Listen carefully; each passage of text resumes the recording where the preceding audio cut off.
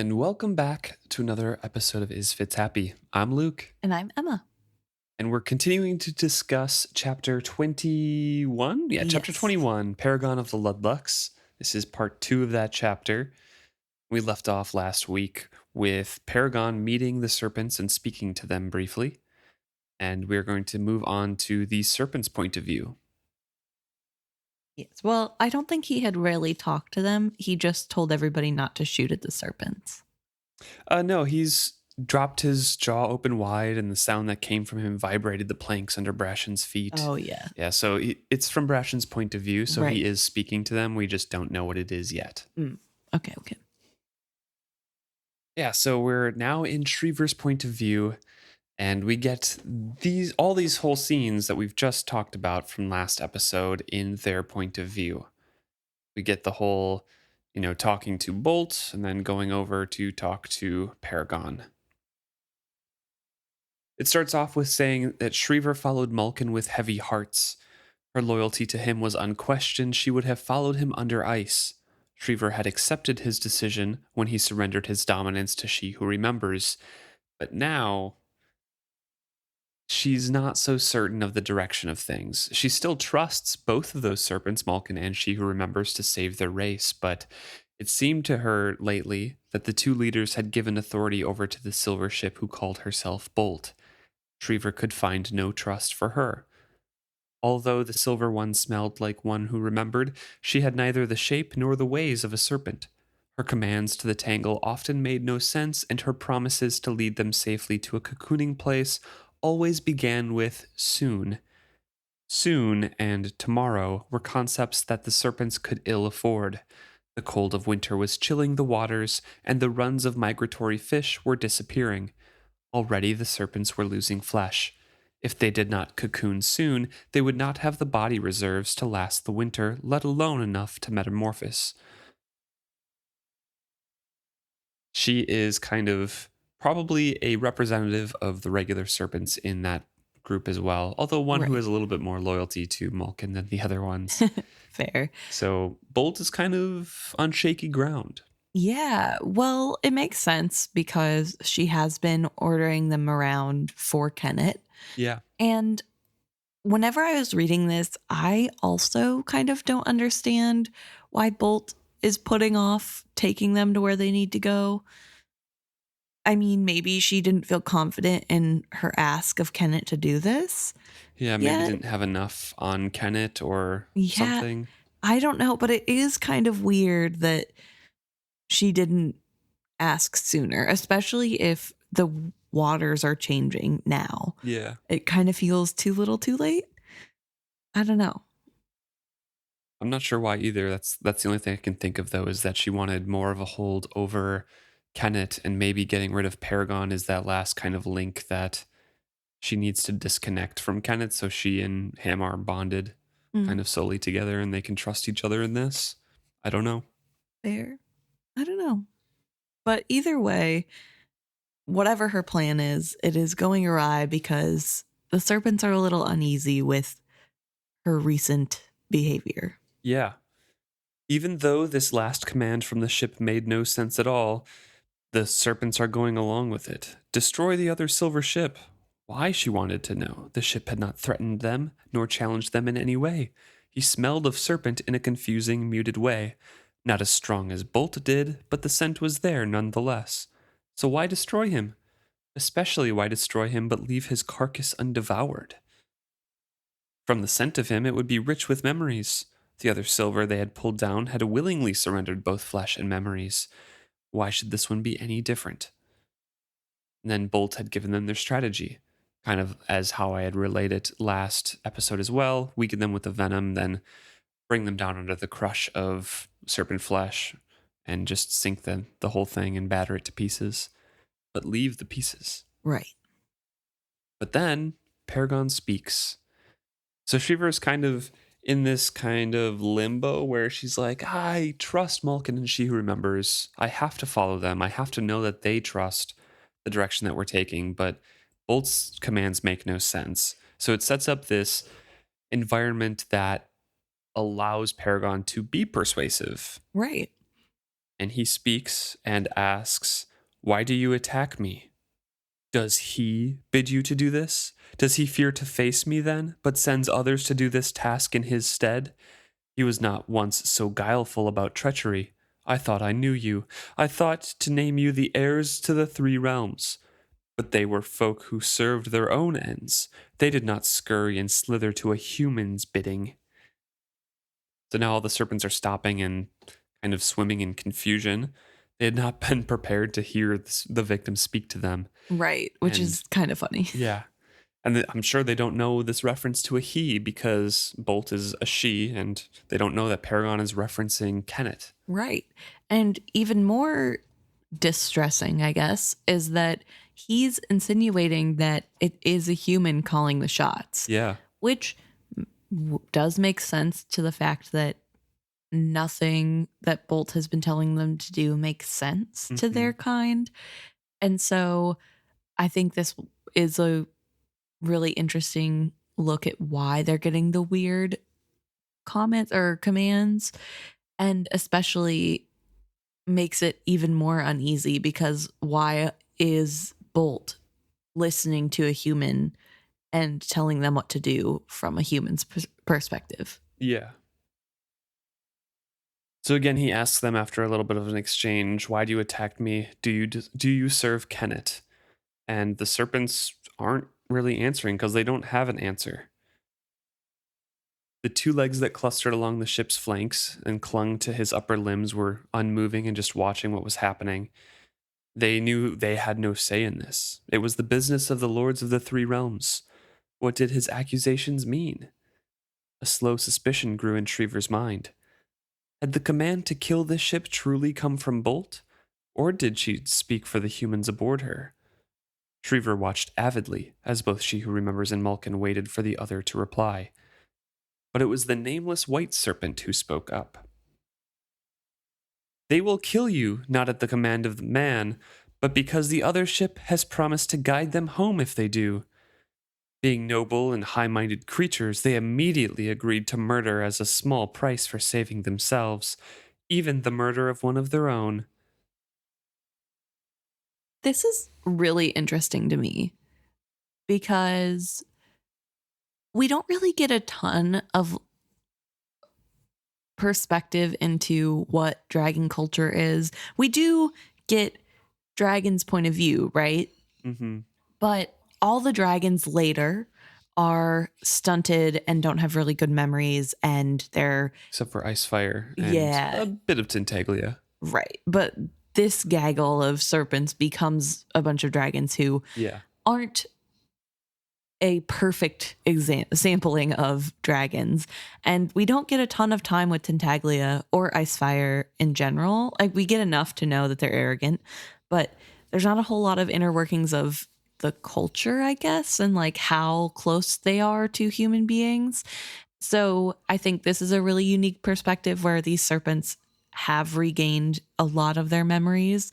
And so this is, I guess, serpent culture, but also dragon culture. And for Carrion, the nameless serpent, to call out like, "Oh yeah, we don't care," like very sarcastically, clearly, "We don't care if we're murdering one of our own as long as we get what we want," Mm-hmm. which is kind of similar to, the disdain that I think people usually have for when groups do this exact thing. Yeah. So I don't know. I just find it really interesting to have this sort of perspective of there actually is a lot more similarities to dragons Mm-hmm. that there are to humans. And this is kind of a little shimmer of that. Yeah.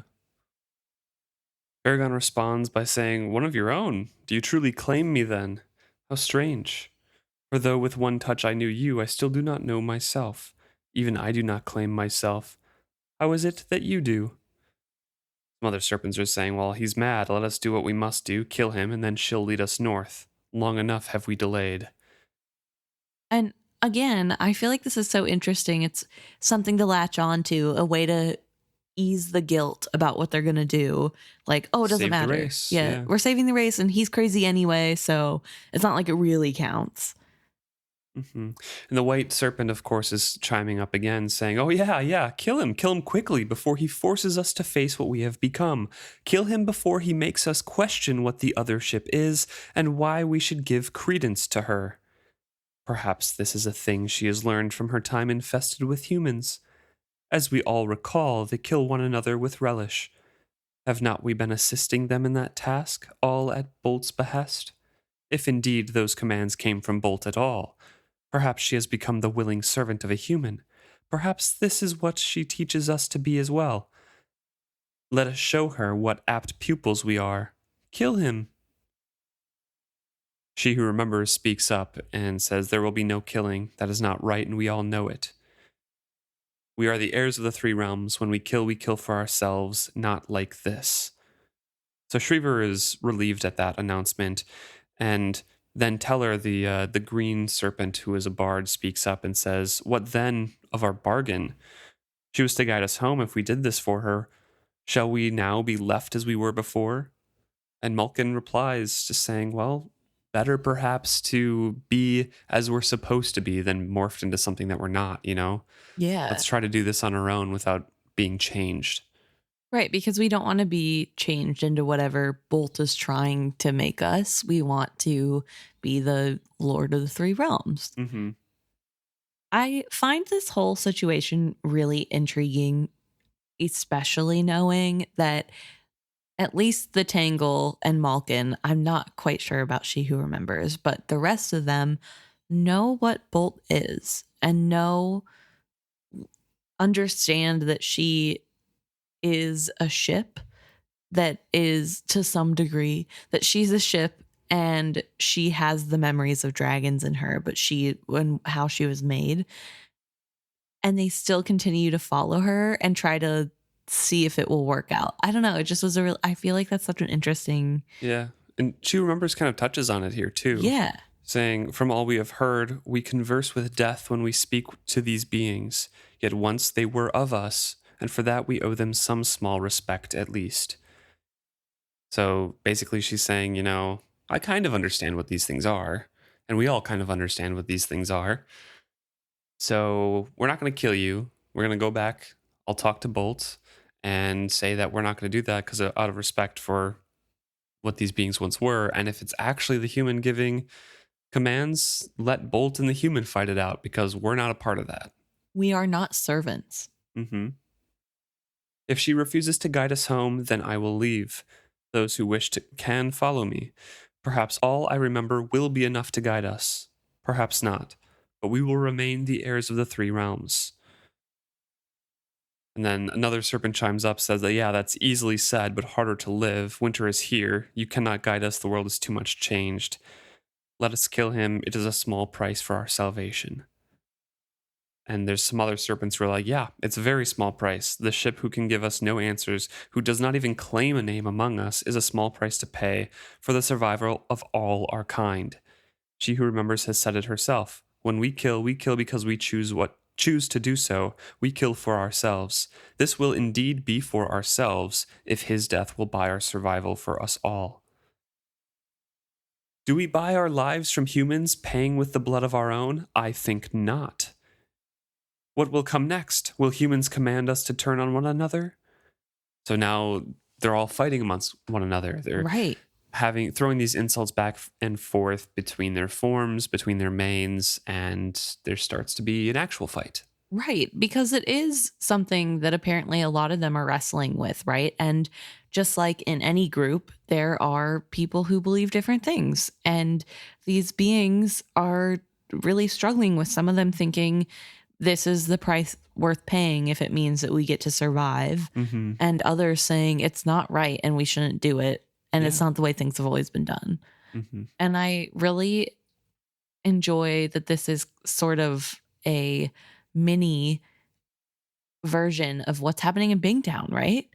Like what the future of our people is at stake, and we need to decide, are we going to fundamentally change who we are and do things terrible just because we can and that could help, or do we stick to who we are and hope that's enough to get us through this? Right. And I obviously it's very nuanced, but I think it's 'cause really humans. It's not the human race, and it's not them sticking to being humans versus right. Exactly.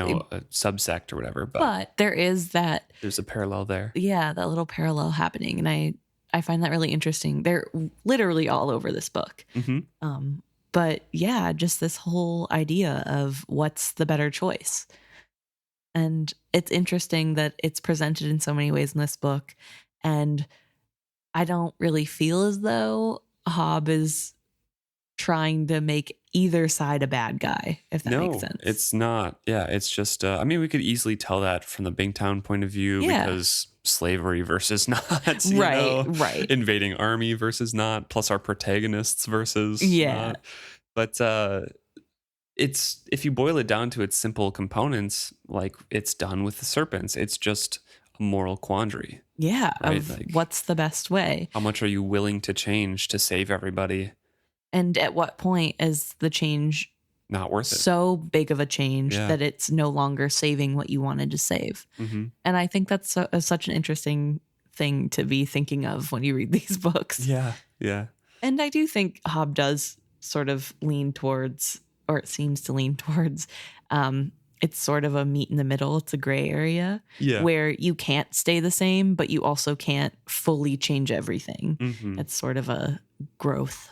I think that's kind of the point of this series, right? Is that Beloved is trying to change from what it was. Right.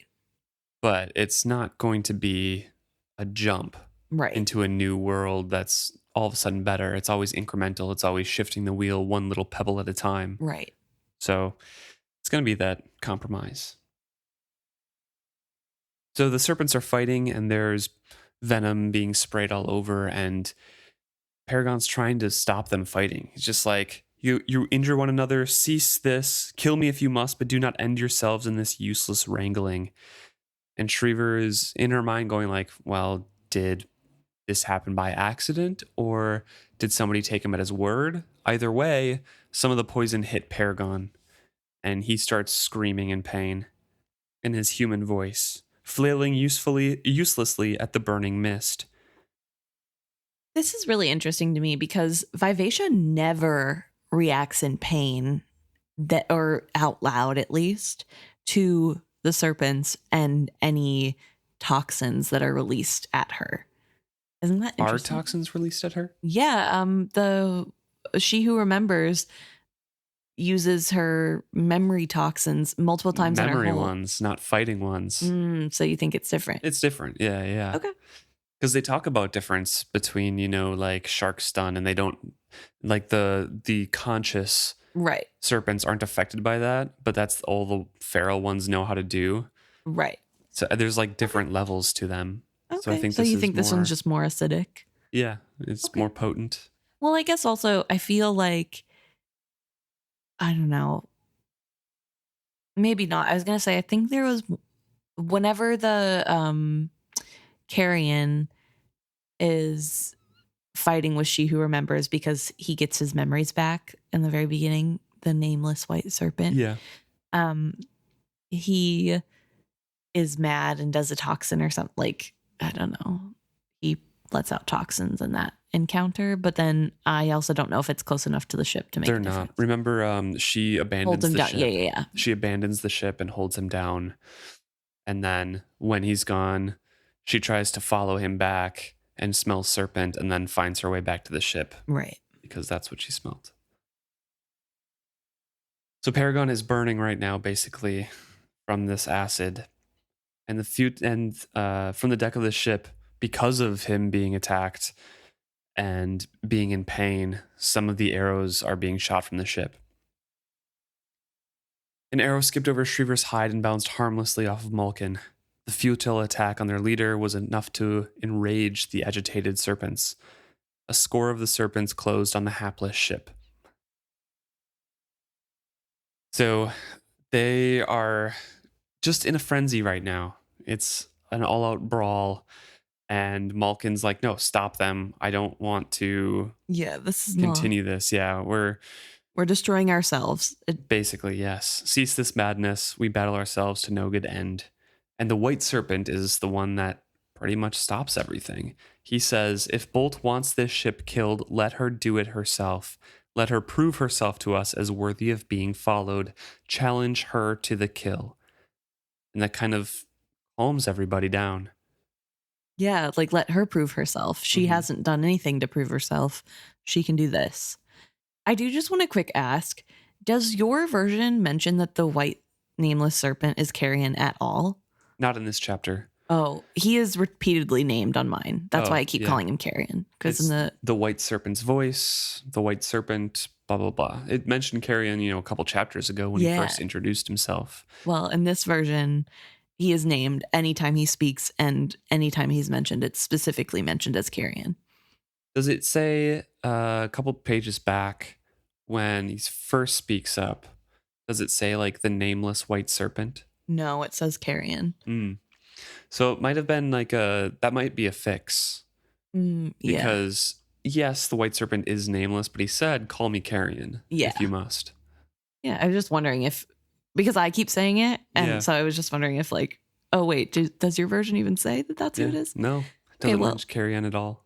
Weird. Okay, so Australia version gets to know, but yeah, at least clarifies it. Uh-huh. So we switch over to Brashen's point of view now, and it's immediately after the attack has stopped and the serpent settled down, and he's very confused. Right. It's like, what does that mean? Clef grins up at him and says, means we don't get to die yet? Well, excuse me, says, means we don't gotta die yet? So have to if he was speaking correctly. So only a couple of humans were hit by the acid, and then some of them have been hit by like a drift of it on the wind. So there are some injuries, but none of them are going to be super serious. Right. Only 2 archers had been hit directly. Yes. And then everything else is. So he brings up, he commands everyone to bring up seawater, start scrubbing the deck yourselves. Right. Don't rub at the sore. It'll make it worse. Yep. Just wash it off. And he quickly washes some stuff off of Paragon as well. But at the same time, he's looking around the water. He's like, I don't see any sign of Althea. I lost it in the fight. I don't know anything about what happened to her. But also, scared. This is not the time to worry about it. We got to make sure that everybody's doing okay. So he goes back to the task at hand of taking care of Paragon. And then also Amber. Yes. Yeah. He throws a bucket of water on her as well, and great hanks of her hair float away with the running water. On the left side of her body, her clothing hung in steaming tatters. The side of her face was rippled with blisters. Strip off these clothes and wash your skin thoroughly, he ordered her. She swayed and says, Paragon needs me. All others have turned on him. Every family, every kin he has ever claimed have turned on him. He has only us, Brashen, only us. Paragon suddenly turned a pocked and steaming face toward them. I do need you, he admitted hoarsely. I do. And that is why you should get below and strip off those clothes before the venom eats you through. So he's actually showing some concern. Yeah, and admitting that he needs them, which is big. Is very big. But then there's a shout of horror from Clef saying that there's a ship's boat, a serpent's tail struck it, and they all went flying like dolls right into the middle of them serpents. And now I can't see him at all. So Brashen is like... He immediately freaks out. Yeah, because he doubts that Althea can swim, because not many sailors can. Yeah, he mentions that it's not normal for sailors to learn how to swim. And on top of that, even if she could, she's wearing a heavy dress that will drag her down. So even if she had bare minimum knowledge of how to wade in water, it's going to be extra difficult with the extra weight of her outfit. So he says up anchor, and he's thinking that he'll take Paragon closer to Vivacia and search the stretch of water where Clef had last seen them. Pirates and serpents notwithstanding, he'd find her. He had to. And this is a pretty bad move on his part. Not purposely, obviously. I mean, I don't think he's thinking in this moment about the optics or the fact that they still are waiting on Kennit to do something other than send serpents at them. But yeah, it doesn't look good that the serpents go away from them and they immediately go towards Kennit. Right. So, and obviously, Kennit, we're switching over now to Kennit's side and his point of view. And I think he's aware of the boat, but he doesn't care. And he's not thinking that they're going after the people who just fell out of the boat. He probably wasn't even watching the little boat. He just sees them coming towards him and thinks they're ready for a fight. Yeah. I mean, he's kind of trying to keep his composure as a bunch of serpents are coming back towards his ship. Yes. First of all.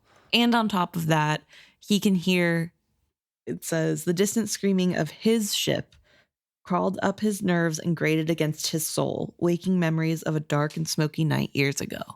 So not only the failure of the serpents not doing what they were supposed to, but also Paragon screaming in agony. Yeah. And that hurts him.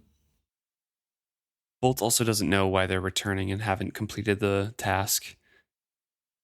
And the charm speaks to him, saying, I think you will have to vanquish your own nightmares. Behold, Paragon comes for you. So yeah, he watches the Paragon head towards him now and thinking, well, it's going to be a battle after all. And when the battle was over, he would tread Paragon's decks once more. There would be a final farewell of sorts. Jola! The serpents have done their task. They have weakened and demoralized our enemy. Prepare the men for battle. I will lead the boarding party. This makes me a bunch of different levels of sad, but the biggest level, I think, of sadness I have is for Paragon, because Kennit is getting ready to fight on Paragon's deck, knowing that this is a live ship and having firsthand experience of how bad the deaths on Paragon's ship have affected him. Yeah. And still being willing to do that. Well, because he knows he's going to kill him. Yeah, but either way, it's just really sad to me. And I feel horrible for Paragon this chapter. Yeah. We switch back over to Brashen, who is reflecting now that he should have noticed a lot of different things, but he was only focused on looking for Althea. He should have noticed that the serpents were attacking Vivacia, that the other ship was kind of preparing. And then by the time that they started attacking him, it was too late. Right, because he should have been keeping his eyes on Kennit's ship, but instead he was looking in the water for Althea. Brashen reeled in horror at his own incompetence. More grapples followed the first. The ships were pulled closer together, and a wave of boarders came swinging from their riggings into his. Pirates were suddenly everywhere. Paragon bellowed and thrust and parried with a staff and found only air. From the moment the first grapples were thrown, victory was an undreamt dream. Paragon's decks soaked up the blood of the dying, and the ship roared with the impact of the losses. Worse was the sound that reached Brashen's ears with the relentless whistling of a wind in the rigging. It was Vivacia's voice crying out in words both human and alien as she urged the pirates on. Almost he was glad Althea had perished before she had heard her own ship turn against them. Some of you might bring up why I'm not ragging on Brashen for thinking Althea died when we rag on Rain, but this kind of happened in the middle of 100 serpents that are bigger than his ship, and they have seen no sign of her. So I kind of don't blame him for thinking that she's dead. Also, he hasn't had weeks to, process or think about it at all. This is all happening within minutes. And I don't know. He's just glad that she's not there to witness. Yeah, he's kind of like, well, we're going to die anyway. At least she's not here for this. Brashen fights a bit, and he's trying to protect Clef at the same time, who's fighting next to him. Brashen looks down at the deck with downed men and pirates in very clear command and surrenders. He apologizes to Clef before he does. He notices that it's not a battle, it's a slaughter. He apologizes to Clef, saying, I'm sorry, I should have never let you come with me. And I'm sorry, Paragon, to bring you so far and raise such hopes in both of us, only to end like this. I failed you both. I failed us all. I yield. I beg quarter from my crew. Captain Brashen Trell of the Liveship Paragon yields and surrenders his ship to you. Took a minute, but all of a sudden he sees a mustache, elegantly curled man going towards him with a peg leg and saying, already, huh? He's unsullied by blood or sweat. But good sir, I've only just come aboard. Are you certain you wish to yield? Okay, I'm not going to lie. This makes me really mad at Kennit because I know that Kennit is thinking that the whole point, like they were coming to attack him. This was supposed to be a big fight, and he's annoyed. And we know that later. He's annoyed that the fight didn't go on longer. Like he wanted to kill everybody. It's annoying that he has to make his men stop. And it makes me mad because it's like, they didn't want to fight you to begin with, dude. Like you just want an excuse to kill them all and you're a bad person. And I don't know, like something about this chapter really makes me feel like peak hate of Kennit, not peak obviously, but like the start of my turning against Kennit. And I don't know. There's too many things. The clash with the protagonists. Yeah. You know? The people that you were rooting for before. Right. And you're like, oh, come on. And also I Don't think. be your normal self. Yeah, literally. Like, here's the chance. And also just his lying to Wintro and himself and about what he's going to do and to pretend like he'll give them a chance.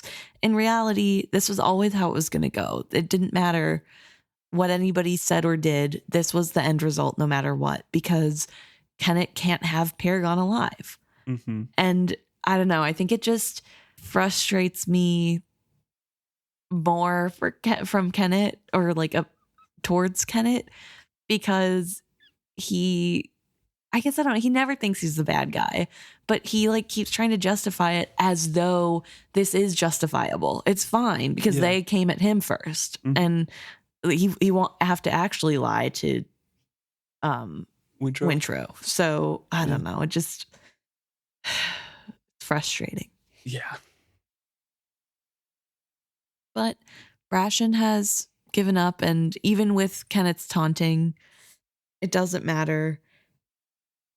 It's over. And in Kennit's point of view, who we switch over to, it's far tidier than he could have ever expected it to go, actually.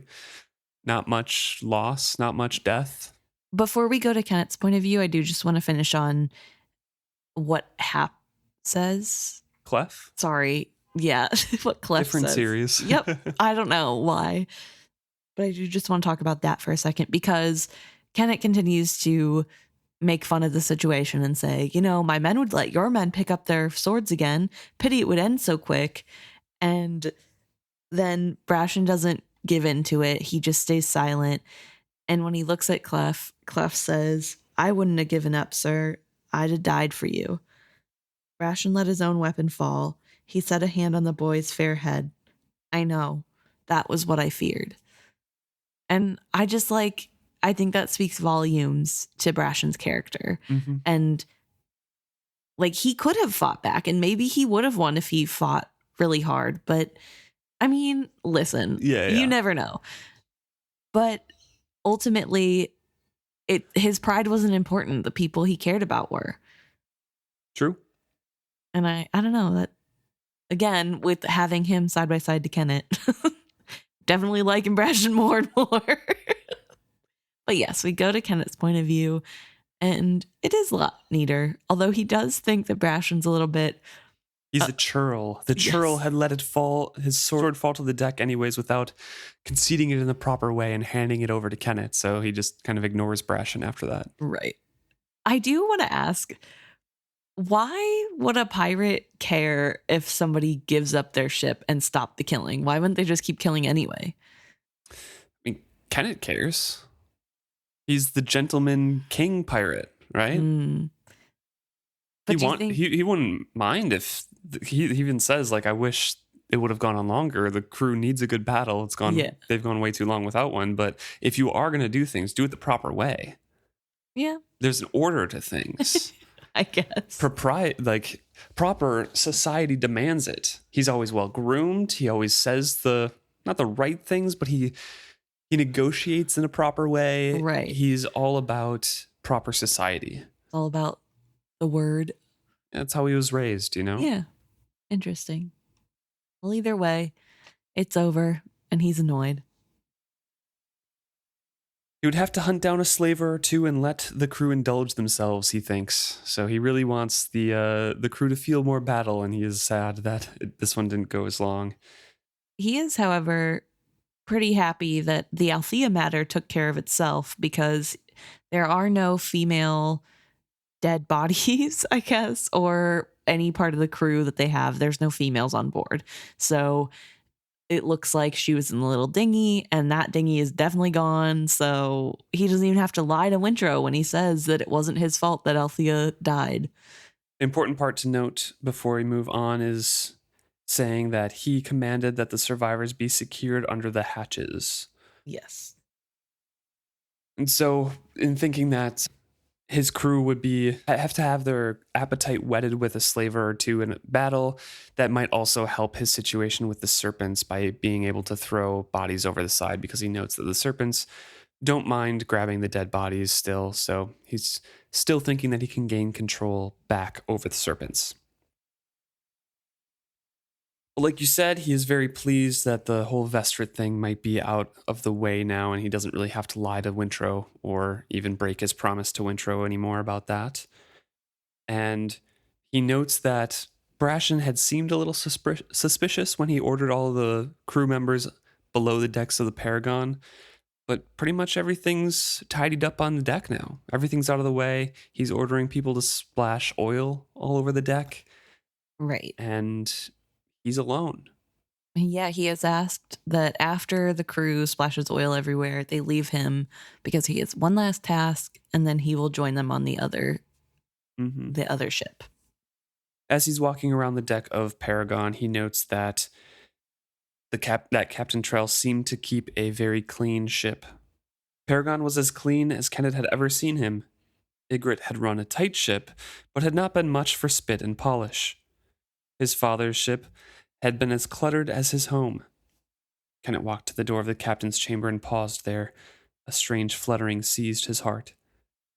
For a mercy, the charm on his wrist was silent. He walked another turn about the decks. So he's just kind of lost in his thoughts at the moment, and finally, when everyone is clear out of the way, he walks up to the figurehead. And this is where there's a little bit of a sharing of the bond / memories with Kennit and Paragon. So as he walks up to the bow of the ship and isn't on the railing, he sees his ship and realizes he's standing where Ygritte stood when Ygritte forced him to chop Paragon's eyes. And this is such an interesting story because we have already heard about this, that we know Kennit is the one who chopped Paragon's eyes, and we know that it was under Ygritte's command. But now we have the adult Kennit standing where his captor once stood and thinking about that time and how it was really difficult and it felt so bad. And Paragon had actually killed 2 of Ygritte's crew members who had tried to do the job themselves. But when Ygritte forced Kennit to do it and said if Kennit didn't, he would kill him, that was the only time they could get Paragon to sit still. Yeah. He would stand the pain and even hold the boy close enough to reach his face so he could do the task, as long as Ygritte promised not to kill Kennit. And as Kennit had looked deep into his dark eyes one final time and then ruined them with the rising and falling of his hatchet, he had known that no one should love anyone or anything that deeply. No one should have a heart that true. He had known then that never, never, never would he love anyone or anything as Paragon loved him. He had promised it to himself, and then he had lifted the shining hatchet and chopped into the dark eyes, so full of love for him. Beneath them, he found nothing, not blood, not flesh, only silvery gray wood that splintered easily away from his small hatchet. Wizard wood, he had been told, was among the hardest woods a ship could be built from, but he chopped it away like cottonwood, falling in chips and chunks into the deep cold sea beneath his bare feet. Little cold feet so calloused against his warm palm. The double strength of the mutual memory seared him. Kennit could recall vision falling from him in pieces, not at all as a man would have lost his sight. Rather, it was like someone cut away pieces of a picture before his eyes, leaving him in blackness. In the aftermath of it, he trembled and vertigo took him for a moment. When he came back to himself, he was clutching the fore-rail. A mistake. He had not intended to touch any part of the ship with his bare hands, yet here he was, linked again, bound by blood and memories. So Kennit and Paragon reshare that memory together Right. and remember what it was like. And the bond. And I find it really interesting that from Kennit's point of view, the bond wasn't renewed until he had touched Paragon.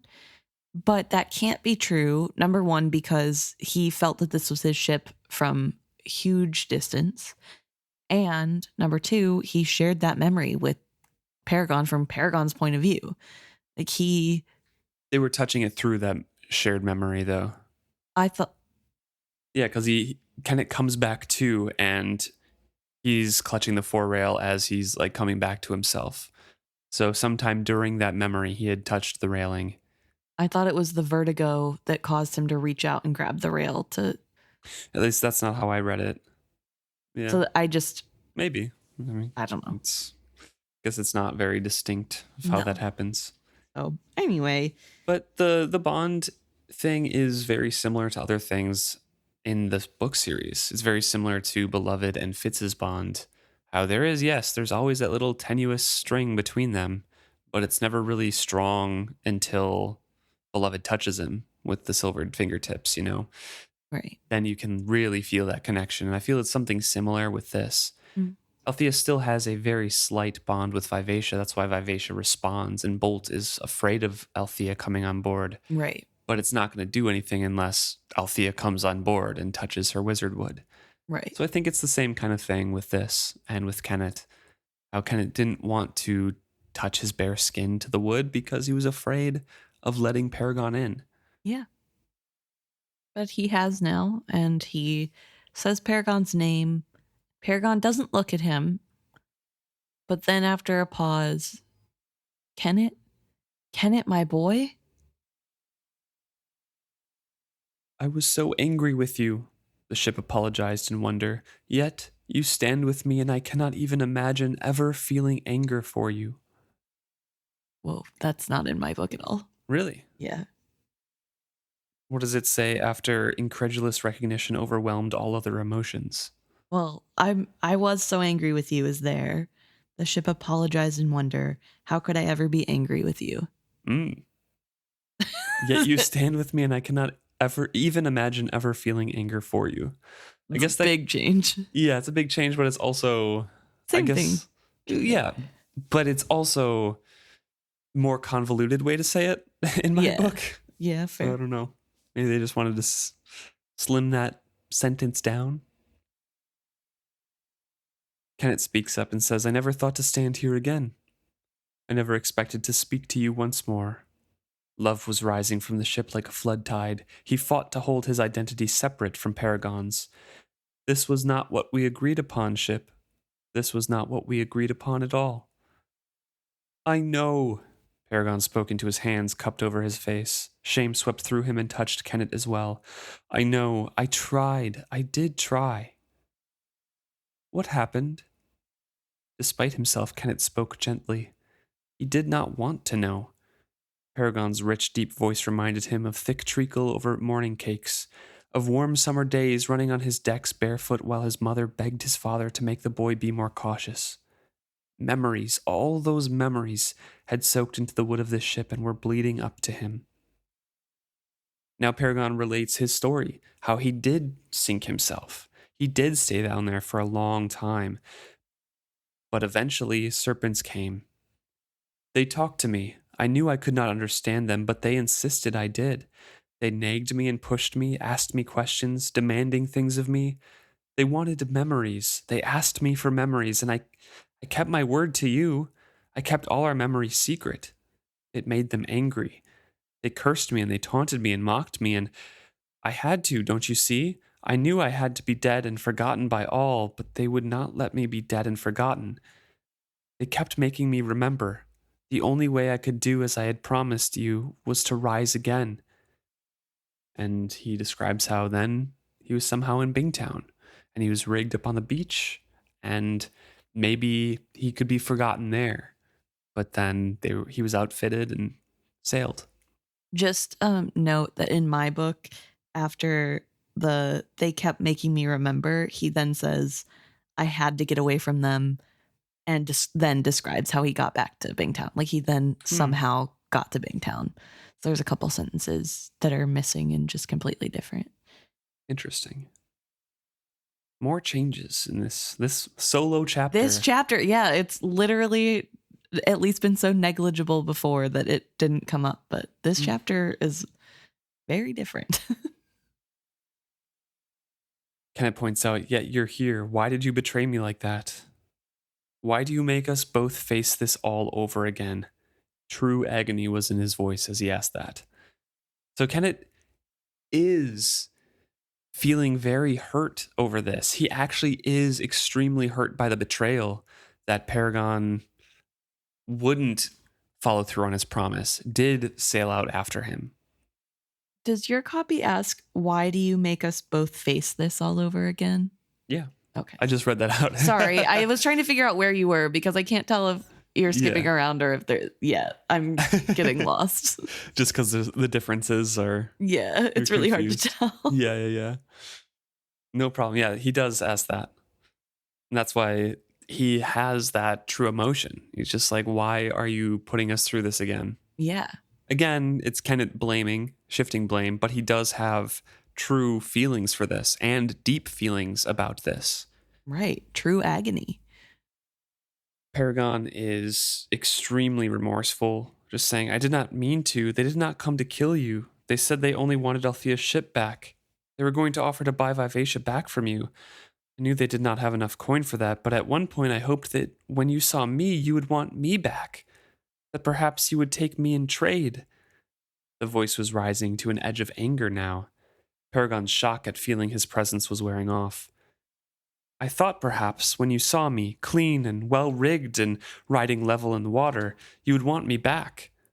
I thought a Ludluck might want the rightful ship of his own family instead of one he had stolen. Then I heard from the lips of a pirate that you had said you had always wanted a ship like her, a live ship of your own, but you'd had one, me. And you'd cast me aside, told me to be dead and forgotten, and I had agreed to it. I promised to die and take the memories with me. Remember that night? The night you said you could not live with such memories, that you had to kill yourself because you could not go on. And it was I who thought of it. I who said I would take all the memories, the pain memories, the bad memories, even the good memories of times that could never come again, and I would take them and die so that you could live and be free of them. And I thought of how we could end them all. I took them all with me. Everyone who knew what had been done to you, remember? I purified your life for you so you could go on living, and you said you would never love another ship as you had loved me, that you'd never want to love another ship as we had loved. Don't you remember that? You promised, Paragon went on in a shaking voice. You promised and you broke that promise just as I broke mine, so we are even. That's heartbreaking. It is very heartbreaking. You got more differences? Yeah, actually a big difference. First of all, there's a little bit of difference in order of some of the things said, and there's like a good 3 sentences that just weren't even in mine. Oh, really? Yeah. I can read my version if you'd like. Sure. I mean, it's a very long passage. I know, yeah. Well, maybe we can cut it out. We don't. But, all right, I'll start with the I'm sorry. He cried. I did not mean to. They did not come to kill you. They only wanted Althea's ship back. They were going to offer to buy Vivacia back from you. I knew they did not have enough coin for that. But at one point, I hoped that when you saw me, clean and well-rigged and riding level in the water, you would want me back.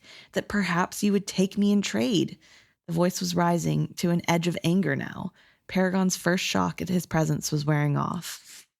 I thought a Ludluck might want his rightful live ship instead of the one he had stolen.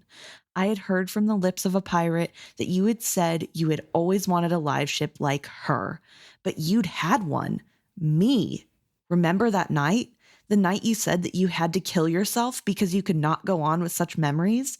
And it was I who thought of it.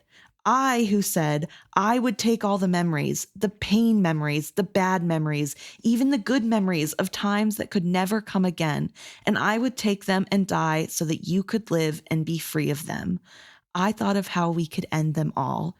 I took them all with me, everyone who knew what had been done to you. Remember?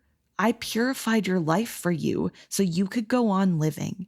And you said you would never love another ship as you had loved me, that you would never want to love another ship as we had loved. Don't you remember that? You promised.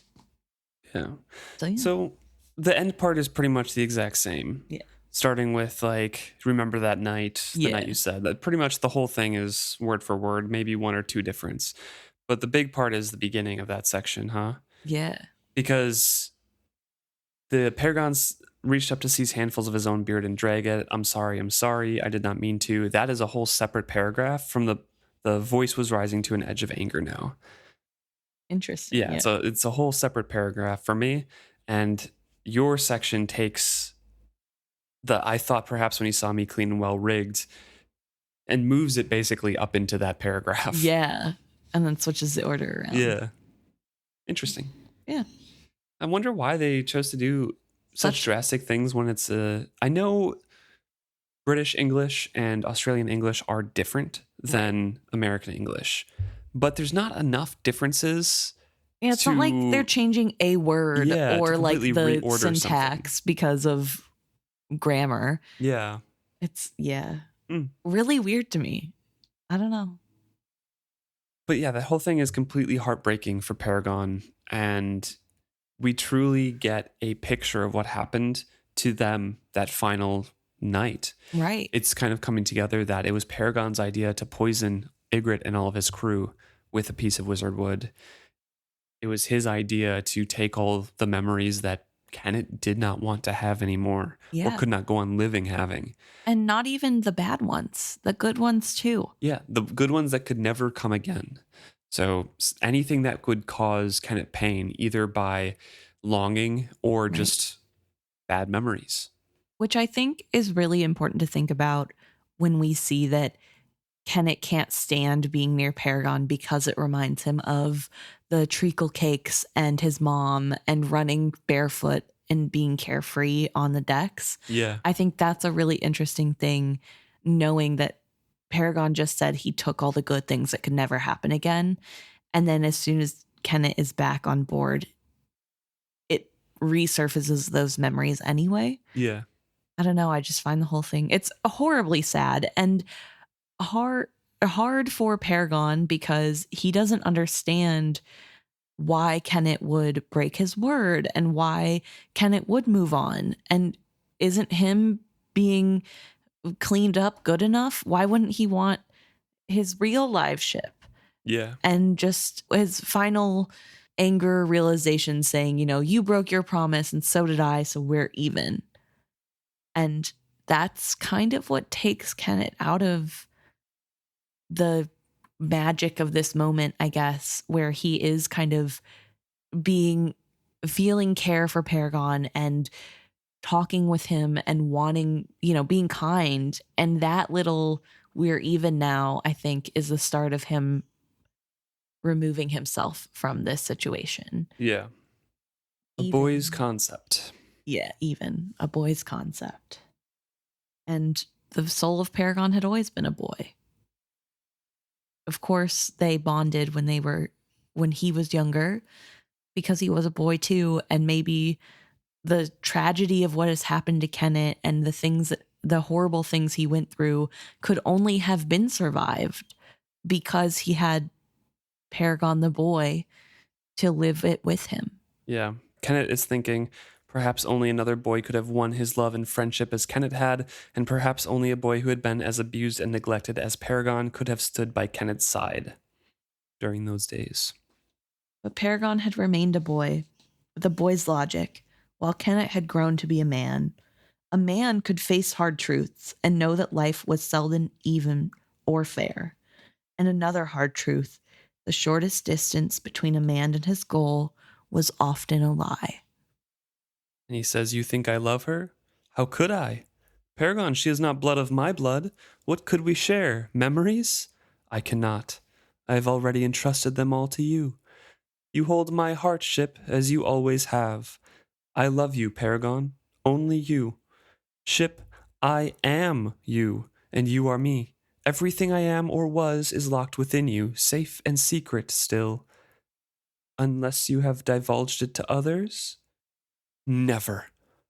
Well, that is good. For now. But we both know there is only one way they can be truly safe forever. Only one way to keep our secrets hidden." I just want to know, why does Kennit think being a man equals lying to get his way? Like, Well, he doesn't necessarily say that. okay. He says that a man can face hard truths.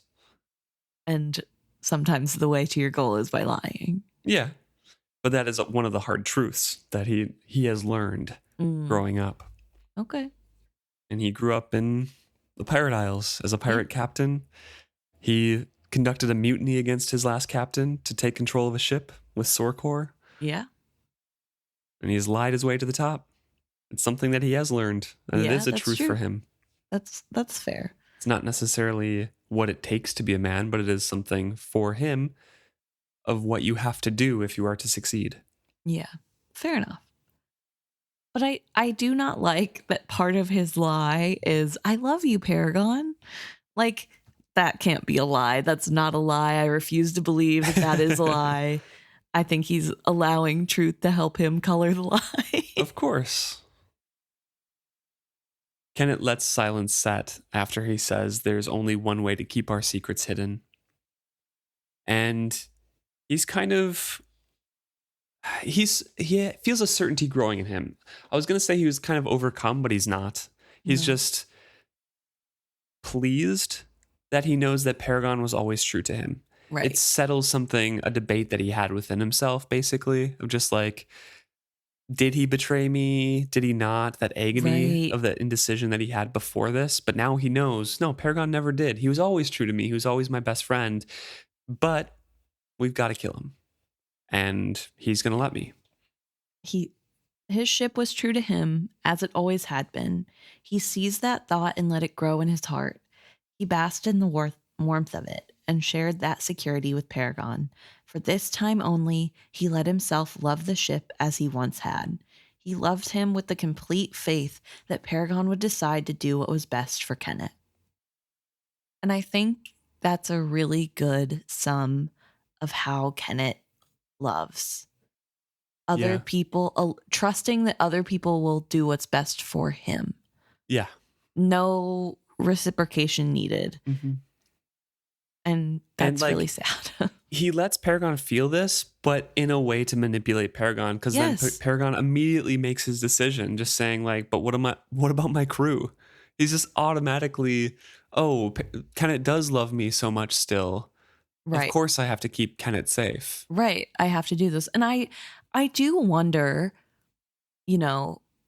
how much of this devotion that Paragon has to Kennit is because of this magic bond that ship and family seem to have, and how much is trauma bonding? You know what I mean? Like a bond of a different kind. A lot of both. Yeah.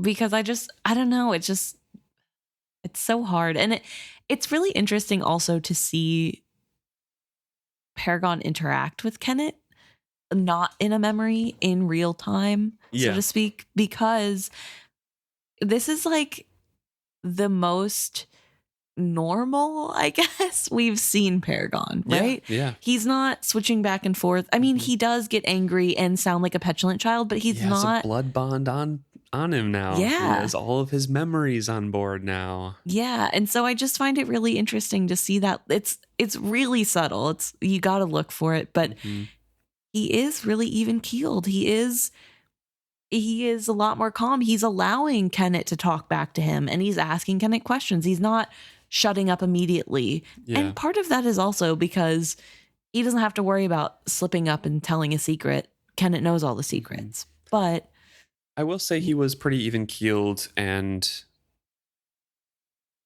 sane before Kennit even stepped on his deck.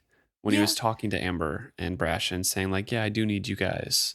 Like he wasn't mad during any of those decisions confronting this. So maybe just the thought of finally talking to Kennit kind of helped. Eased, his mind.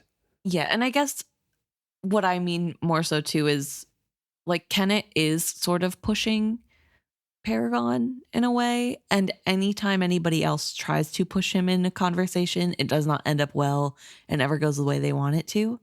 But here we do see Kennit is kind of pushing back and making, like, asking things of Paragon, and that doesn't seem to be upsetting him in any way. It doesn't feel like there's eggshells being walked on, I guess. Mm-hmm. Paragon's asking after his crew, and Kennit says, keep them safe with you forevermore. Paragon's like, well, they won't like that. None of them want to die. Well, but you and I know that dying only takes a little time for humans. They will get over it. His hesitation this time was even longer. I don't know if I really can die, you know. Last time I couldn't even stay down there. Wood wants to float, you know. And Brashen is locked down below too. I made a little promise to him, Kennit. I promised him I wouldn't kill him. Kennit knit his brows thoughtfully and let Paragon feel his studied consideration of the matter. At last he offered kindly, do you want me to help you? Then you wouldn't be breaking your promise. None of it would be your fault. This time the ship swiveled his great head toward Kennit. The chopped place that had been his eyes seemed to regard him. The pirate studied his features he knew as well as his own. The shaggy head, the lofty brow, the strong nose above the fine mouth and bearded chin. Paragon, his Paragon, best of all possible ships. His heart swelled painfully with love of his ship. Tears for both of them stung his eyes. Could you? Paragon pleaded quietly. Of course I could. Of course. Kennit comforted him. Some time has passed, and Kennit leaves his deck. We're in Paragon's point of view now. Everything's quiet. It was a silence not of the ears, but of the heart. There were other noises, questioning cries of the crew inside of him, trumpeting of the serpents, the rising winds, the small sounds of a stern line being released, the crackling of flames conversing with one another. He swung free suddenly in a gust of wind. No one was on the wheel to check his motion as the building storm pushed against his venom-tattered sails. So, flames are crawling on his deck, and Kennit eases the burden of it not being his fault in his heart by saying, like, I can help this along. I'll do it. I'll do it. It's not your fault then. And that's exactly what Paragon wants to hear. Right. That's how you speak to Paragon. Yeah. You're right, it's not your fault. Mm-hmm. It's something that is extremely, extremely well done from Robin Hobb, because it is woven through Kennit's character from the very start. Right. We've talked about this in Ship of Magic episodes, how everything that happens, whether good or bad, whether bad, is not Kennit's fault. Right. He's not to blame for any of it. It's somebody else's stupidity. It's somebody else's fault. He had the good plans. These stupid people bungled it, you know? Right. And that's the same thing that happens with Paragon's point of view in his mind. Nothing that he ever did in the past was his fault. Right. It's something that they shared from when they were a kid, and you really see it here in this point of view, because we're in Kennit's point of view and we know that he's manipulating Paragon and we feel awful about it. Yeah. But it's so specifically chosen, the words that Kennit uses. The things he allows Paragon to feel with him. It's so perfect that you know that he's done things like this before, or at least you know in your heart, not that you're just told about it, but you know that they grew up together and that they are like the same person. Yeah, and they know each other well. Yeah. Kennit knows him well enough to know exactly the right thing to do and say. It's so well done. It really is. It's a perfect crime. Yeah, true. But yeah, we're on Paragon's point of view now, and flames are climbing all over his deck, and the crew that is locked down below is starting to be like, what's happening? Yeah, they're starting to panic. And we know that this is going to take more time than normal because... Yeah, and he knows that too. Yeah, because apparently wizard wood does not burn easily. But once it does burn, it's almost impossible to put out a flame. So he just has to wait, and he's starting to drift, and he's just kind of letting himself drift. The only distraction from his patience was his crew. No doubt they felt him drifting. Perhaps they smelled the smoke. So he turns his mind away from that. He doesn't want to be distracted. He wants to just wait until it's all done. So he thinks about Kennit. Kennit had grown well. He was tall now from the direction of his voice, and strong. The grip of his hands on the railing had been a man's firm grip. Paragon shook his head in loving pride. He had succeeded. The sacrifice had not been in vain. Kennit had grown to be the man they had always dreamed he would be. Amazing how the sound of his voice and the touch of his hand, even his scent on the breeze, had brought it all back. All the things he had lost sight of, Kennit, had returned to him. And the sound of his voice saying Paragon had erased all the imagined slights and hoarded transgressions that had allowed the ship to be angry with him. Angry with him, the very thought now seemed foolish. Angry with the only one who had ever loved him wholeheartedly. That made no sense. Yes, Paragon had sacrificed for him, but what else could he have done? Someone had to set Kennit free. And he had. He had succeeded, and his boy would reign as king of the Pirate Isles. And someday, just as Kennit and he had planned, he would have a son and name him Paragon. There would be a Paragon Ludluck who was loved and cherished. Perhaps there already was. Paragon wished desperately now that he had thought to ask Kennit if he had a son yet. It would have been comforting to know that the child they had imagined was real. That is so sad to me. This is one of the saddest passages in the whole book, I think. It's like heartbreaking that he's like, oh, and he'll have a son and name him Paragon so Paragon Ludluck can finally be loved. Oh, that's like too much. I can't. Yeah. Oh, I hate Kennit. I hate him so much. So he turns his attention back to the crew, and it doesn't seem that they're pounding as desperately before. So maybe the smoke is seeping in there, and maybe they'll just all go to sleep and then die quiet. That would be good. He sighs and makes himself lets himself list because he talks about how he's constructed now. Yeah. Paragon sighed and let himself list, just a little, as he always did if he wasn't thinking about it. It wasn't his fault. It was a flaw in his construction, the sort of thing that was bound to happen when a ship was built from two different logs of wizard wood. One dragon would always try to dominate the other. Fight, fight, fight, fight, fight. That was all they ever did until he was sick of trying to make sense of those other selves. He had pushed them down deep and decided to be just Paragon. Paragon Ludluck. He said the name aloud, but softly. He closed his mouth. He stopped breathing. He didn't really need to breathe. That was just part of the shape they had given him. It was a shape he could change if he thought about it carefully. Each carefully fitted plank of wizard wood could shift just a tiny bit. For a time, he felt nothing. Then he knew the slow chill of water sheening down the inside of his planking. Slowly, ever so slowly, he began to grow heavier.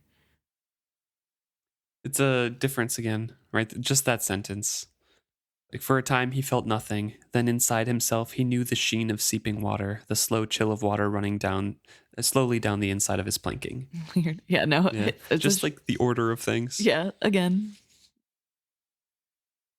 He opens up his seams and water is starting to sink in, and now there are shouts and the thunder of feet as men ran to try to find where the water was coming in. It would not be his fault, that he repeats to himself. Yeah, no matter what happens, whether it's the fire that kills them or the sinking of the ship. Not his fault. He crossed his arms on his chest, faced to the rising storm, and composed himself for death. We switch back over to Kennit. And that's where we end Paragon for the chapter. Yeah. Which, just in case you haven't read the next few chapters or you're worried and you can't remember what happens, it's going to be okay. He survives. Man, if you've made it into 225 episodes, now 226 of this and have not finished the last few chapters of Ship of Destiny. Spoiler alert. Sorry. Spoiler alert, everybody. Paragon is fine for now. Well, something we didn't mention or bring up after it happened. Amber did get sent below deck to change and then is never brought up again. So presumably while the fighting is happening, Amber is hiding somewhere. I would assume she would be hiding because I think she would know to do that. But it can't be, I guess, below deck. It'd probably be in one of the cabins because that's where all her stuff is to change. Maybe, yeah. Because if she was below deck, she would have been locked in with everybody else. But also, why does it take her so long to let everybody out? We'll get there. She doesn't let everybody out. I think she's locked below as well. Oh, okay. What happens is that I think she finds the handprints that Kennit had, the bloody handprints as a boy, like under in his secret hiding place or something, and connects with them. Oh, okay. Through the skill. It's either that or directly uses the skill on Paragon somewhere that's special. So maybe she is in the cabins and goes to his figurehead, but I thought it might be in like the... Well, they did say go below deck and change. Yeah. But then I was thinking, well, that's not where her stuff is, though. I think the captain's cabin's the only one that has access to the deck. Oh, I guess the way I pictured it was... Maybe the mates as well, the first mates. I guess I just pictured like 3 rooms at the top of the ship and then everything else on the bottom. But I mean, I have zero basis for what the ship layout is. So they describe it, glaze over it, and go on to the next. So yeah, we jump over to Kennit's point of view, and he's back on his ship on Bolt, and Jola is standing very stiff next to him. And Kennit's like, yeah, Jola knows he's messed up. Right. Because it starts with Jola saying, I thought you would want to have the final decision, sir. He knew he ventured onto dangerous ground, but he was sage enough to realize that not to defer this to Kennit would have been even more dangerous. Still, Kennit rather wished the mate had just let them drown. It would have been so much tidier. So he looks down over the water, and we finally understand the focus of this scene, and a blonde woman is floating in the water. Yours says blonde? Her blonde hair floated around her like a mat of seaweed. Oh, yeah, I guess it is, later it's does. Jack. Yeah. Yes. I guess to start, it just says there's a woman in the water. So there's a little bit of that, like, oh, yeah, no. Is it Althea? Did Althea make it? Soon it would all be over, he thinks, because, she's kind of struggling here. She's treading water doggedly. She could have lasted longer if she'd let go of her companion. The lad in her arms looked dead anyway. Odd how stubborn a dying person could be. The pale woman says please, but he did not hear the word. She was too weak. And Kennit observes to Jola, she's from the Paragon. Doubtless, the mate agreed. So I guess that's the difference. That's the first time it mentions she's blonde. Instead of the pale woman, it says the blonde woman. Oh, okay. And that's the only time it's mentioned that she's blonde. Mine says he leaned over the railing and looked down at the woman in the water. Her blonde hair floated around her like a mat of seaweed. And then further down below, the pale woman in the water. Oh, yeah. The mat of seaweed, blonde hair, not in there at all. It just says, look down at the woman in the water. She's obviously strong. Oh, so they really milked it could be Althea. It could be Althea. She's strong, clearly. Yeah. So Jola is obviously, to Kennit, obviously stressed about this. And he's thinking, like, whoever would have suspected that he would be so distressed by watching a woman drown. Kennit never ceased to marvel at the strange weaknesses that could hold a man's character. Do you think that we should take her up? Kennit's tone made it clear he was not offering the decision to the mate, only seeking his opinion. We are pressed for time. The serpents have already left. In reality, Bolt had commanded them to leave. So Kennit is kind of still playing information telephone with his crew, Yeah. trying to make it look as good as possible, but he's offering an opinion, a sense of freedom to the first mate here. And the first mate does not step up to the plate, does not deliver. And Jola says, "Is that what you wish?" Kennet's estimation of the man dropped because he thinks at least Sorkor would have give his opinion, even if he knew that I would do whatever I wanted. Sorkor, dumb as he was, would have been brave enough to express his opinion. Jola had not even that to his credit. But I do quickly, before we move on, want to point out that yes, the serpents had gone, except for the white serpent. Yes. Which did not obey orders and was now circling the ship, and frustratingly to Kennit, was ignoring the bobbing people in the water. Yeah. Instead of just eating them and solving the problem. Mm-hmm. The pirate captain glances aft once more and he sees the Paragon burning merrily now. Time to go. He wished to be out of the ship's vicinity. Like a shame we are so pressed for time just now, he observed to Jola, and then his command to set sail died in his throat. The blonde woman had leaned back in the water, revealing the features of the lad whose head she supported just out of the waves. "Wintrow!" he exclaimed incredulously. By what misfortune had Wintrow fallen into the sea, and how had she come to rescue him? "Take them up immediately," he ordered. And then, of course, they're taken up immediately, and as another wave lifts them fractionally higher, he sees that it's not Wintrow. It's not even a man.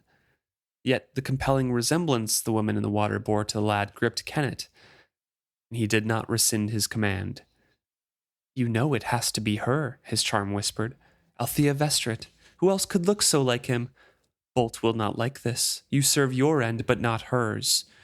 You bring aboard the one person you should have been most sure to kill." So he claps his hand over the charm, and he's very curious as they're raised up to the deck. Yeah, it's almost like he's in a trance. Yeah. His eyes walked over her features greedily. A woman with Wintrow's face, a Vestrit woman.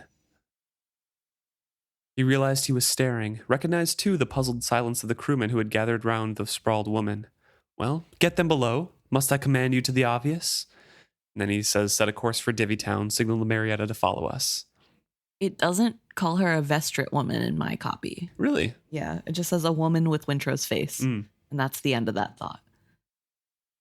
Also kind of changes the thought of it. Yeah, because with adding the comment that it's a Vestrit woman makes it more about a real way to have a connection to the ship, right? Either that or it's a reaffirmation that Bolt does not want this. Mm-hmm. Kind of like that. Sure.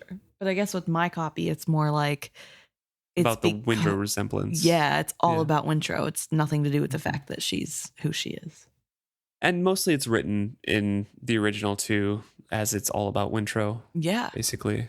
It's like, that's why he said save them, because he thought it was Wintrow. Yeah. And that's why his insurance is like, wow, the resemblance is uncanny. Yeah, it's like really freaky. Yeah. So he says, "Set sail, I want to be on our way." And Jola says, "Yes, sir. Shall we wait for Wintrow and Etta to rejoin us before we sail?" He glanced at the dark-haired woman who was beginning to cough and stir. "No," he replied distractedly. "Not just now. Leave them where they are for now." He does not reply distractedly in my copy. He just replies. Oh. Also different. Yeah. Again, I feel like that one changes the meaning. Yeah. So even though it's little, I thought I'd bring it up. Well, that's the end of that chapter. Yeah. And if you had never read it before, basically Paragon is dead. Yeah. But we know that Althea is saved. So there's that, I guess. Yeah. And everyone, since you have all read it before, everyone knows what's coming up the next few chapters. I don't know exactly when it is, but don't be worried. We will give warning in the description. And I'll probably just start it with like, this is that chapter with Kennit and Althea. Yeah. Content warning. Definitely. But I don't think it's next chapter. And I don't know if it's the one after that, but it's coming up soon. It's coming up soon. Regardless, but Yeah. Not looking forward to that. But it is, I don't know. I feel like it's so weird to me that this chapter, I've been reading the Australian version this entire time. And For like, this book. yeah, for this book. Yeah. And there has not been like any, like I said before, there has barely been any changes worth commenting on, if any at all. Right. And it's this entire chapter is basically they really took it to the editor and said, just change it a little bit. Apparently, I think I looked at this before, but I think that Robin Hobb has had the same editors for US and UK throughout her whole career. The same two. Yeah. So I don't know why they would change this chapter. They hadn't been doing the other ones. I'm so curious now to know if the rest of the chapters will also be like this, or if this is a one-off. They just really thought they needed to rewrite this for clarity. Yeah, I don't know. I don't know either. Either way, it's a very interesting chapter. It's very long. It's close to 40 pages, I think. Yeah. Right around there somewhere. So it's one of the longest chapters, I think, in the series so far. And it's a lot of back and forth between perspectives, and we learn a lot of stuff. Yeah. First time readers, Kennit, this is Paragon. A lot of answers. Yeah. This chapter, the first time I ever read it, made me cry. I distinctly remember because it's just, it's so heartbreaking in multiple ways. Yeah, and you think that Paragon dies. If this is your first read through, there's a pretty good chance he's going to die. I mean, obviously, it's a book and there's a lot of time left, so maybe he survived. Right. But it really doesn't make it seem that way. Right, because in his perspective, he says, it takes a while to burn, but once it does, it's pretty much impossible to put out. And then in Kennet's point of view right after, it's like, oh, it's burning merrily now. Yep.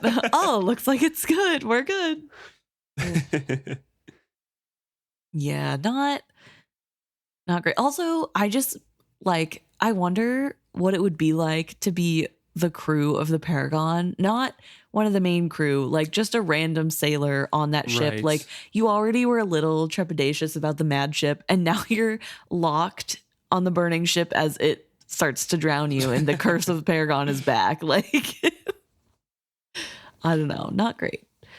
Also, really sad to think about only Jack and Althea survive, and just as a reminder, Lop and Hap were on Half. Sorry, Hap is again. Yes, different. Sorry, Half and Lop were on the dinghy as well, or in the dinghy. Mm-hmm. So 2 lost to that.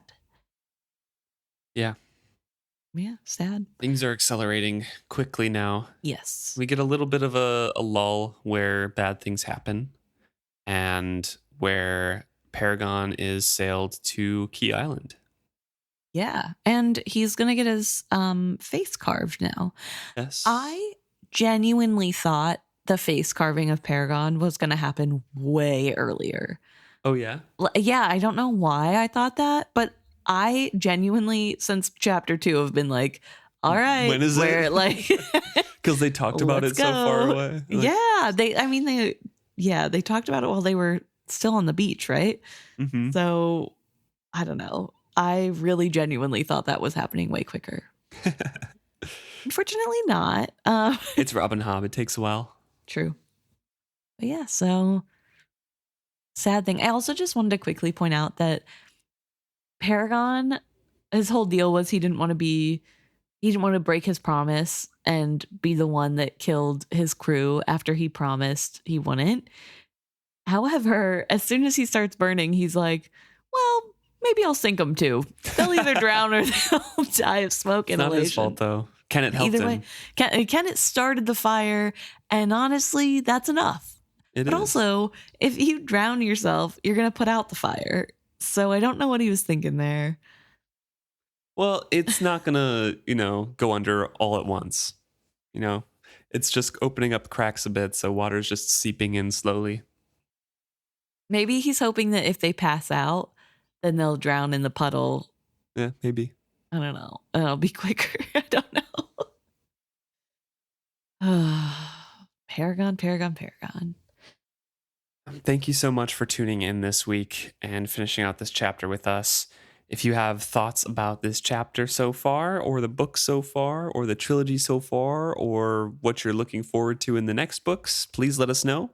Or if this prompted you to look at your copy and Yeah. you noticed a difference as well, Mm-hmm. we would love to know. Now, granted, the things that I read out are mostly in order. Sometimes I grab a sentence and say a phrase in it out of order. That's just kind of, I don't actually have dyslexia, but it's like, it's just reading out loud. Sometimes I miss things. Yeah.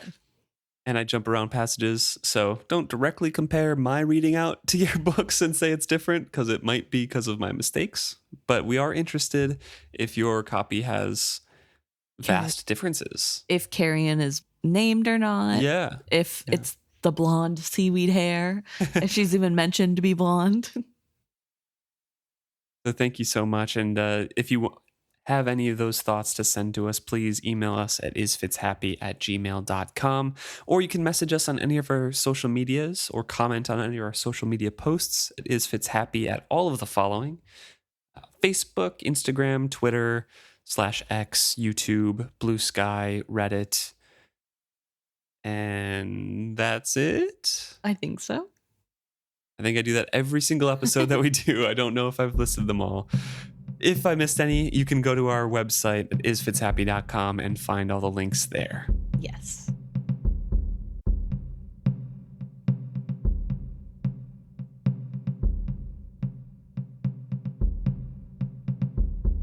All right. Time for our favorite part. We're talking about what you guys have brought to our attention. But again, like normal, I want to start by thanking our supporters on Ko-fi. I don't know how to pronounce it. So quick shout out to Degenhart and Amy for tipping us. Very much appreciate it. And if we haven't called out your name, it's probably because it's listed under Ko-fi supporter or anonymous. So Yes. just so you know, if we haven't called you out by name, it's probably because of those two. So thank you everybody again who has donated to us / put a little money in our tip jar. We really appreciate it. Yeah. Thank you guys. Now we want to talk about a email that we got from Jonas. And Jonas is a little bit behind, so he'll catch up when he does. But he is currently on episode 215, and it's the part where Wintro gets to meet Vivacia, or goes to meet Vivacia, but it's Bolt instead. So the first meeting of Bolt. Mm-hmm. And Jonas wants to know if we think that, number one, is the way Bolt treats Wintro due to how Wintro feels about Bolt versus Vivacia. Like, if he would have accepted her, would she have been more kind to him? And also the doubt and treatment of Vivacia before Bolt woke up. Yes. Yeah. And then another question of, how would that have been different if Althea was the one who would have been on board when Bolt awoke? Yeah. And I think my answer ties into both of these. And Jonas kind of offered a little bit part of that answer too, to the second half of the questions that he posed, saying, you know, maybe it would be different, but also maybe it's the resentment of generations of imprisonment and loss. And I think that's what plays into the answer for both of those for me, is that I don't think Bolt cares how Wintro treated Vivacia. And I don't think Bolt cares that deeply how Vivacia thought of Wintro. I don't think she can escape those feelings that they felt for one another because they're all intertwined. But as a dragon, I think those feelings are beneath her, or she thinks those feelings are beneath her. Right. And is just trying to kind of get her way. And Wintro isn't powerful enough or in a position to make anything happen, which also kind of plays into your second question as well, Jonas, of Althea being a female, a queen, rather than males to play with or manipulate. And I think that because Wintro is a male and Kennit is a male, Bolt was more willing to strike deals and get her way by pushing Wintrow aside and just focusing on Kennit because he's the one who could get stuff done. Right. And that's kind of what Tintaglia says to Malta as well. It's just like, eventually you got to get stuff done. Right. And then Althea being on board instead of Wintrow would have created a rivalry like Jonas suggests in his email a little bit. I think she would have tried to push Althea off much more harshly than Wintrow. So I don't know. Yeah. Also, I feel as though if Althea was the one on board, this is a little bit of a tangent, but if Althea was the one on board, there would be a whole other rivalry going on with Edda. Whether or not Althea felt anything towards Kennit, Edda would have hated Althea. Yeah. Especially because it seems like they have pretty similar builds and are similar women in general. Yeah. I think that would have really been its own aspect. And I think that probably that would be the pinning against each other that Bolt would have used rather than involving Kennit. It's really hard to imagine Althea in that position rather than Wintrow, because if Althea was in that position, Kennit wouldn't have the weird obsession with her. Yeah. Because that stems from seeing himself in Wintrow's shoes and having that like unnatural connection that the charm seems to bring to mind. Yeah. So, I would agree. Yeah, I don't know. I think you're correct in that there would be that rivalry with Edda, but I think Althea could be swayed by him too, in the same way that Wintrow was. Yeah.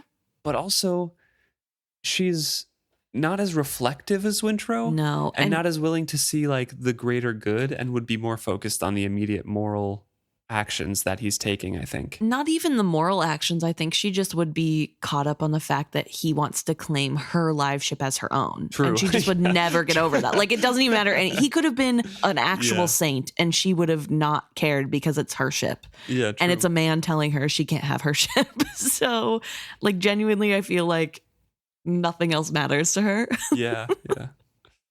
I don't know. It's an interesting thought process. I do think there would have been a difference in how Bolt interacts with Wintrow if he would have been more accepting, I guess. Okay. Like, I feel like we've seen hints of, especially, I think it was last chapter. Yeah, where she has that little bit of jealousy of why can't he accept me as I am now? Yeah.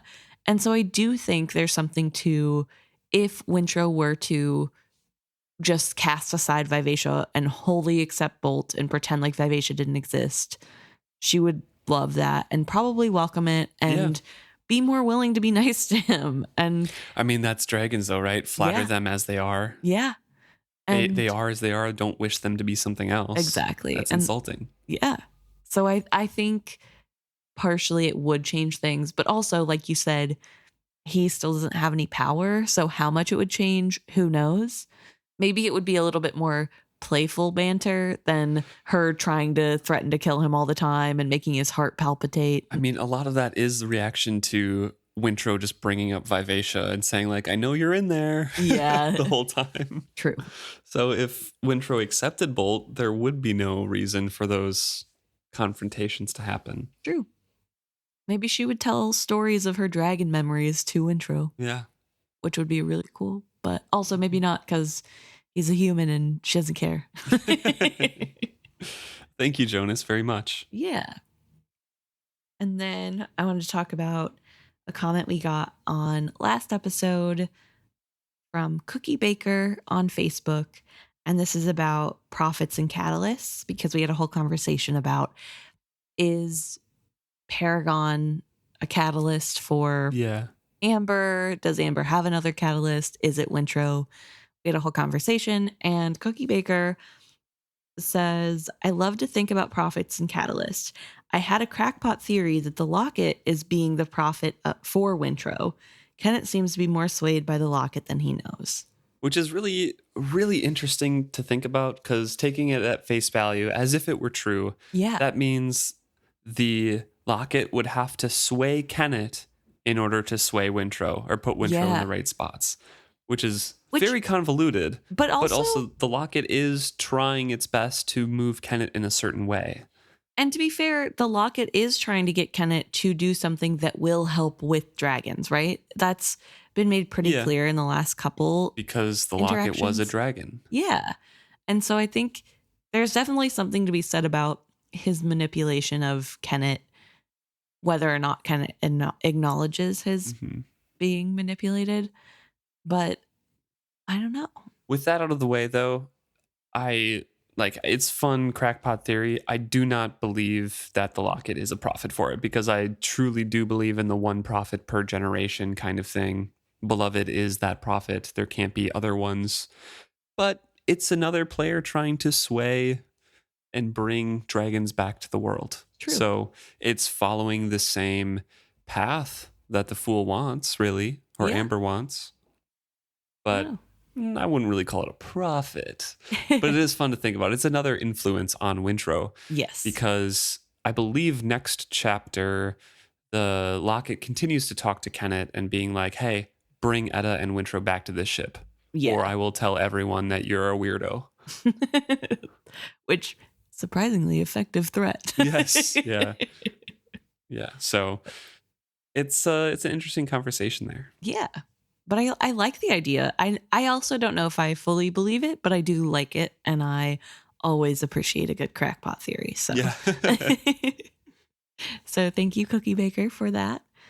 And thank you to everyone who writes in. We love hearing from you, whether that's to assure us that we are your number one, Dagenhart and Ellen, thank you. Or just to tell us what we missed or what we got wrong or what you agree with. We love hearing from you guys. We love the little community we've built, and we look forward to next week.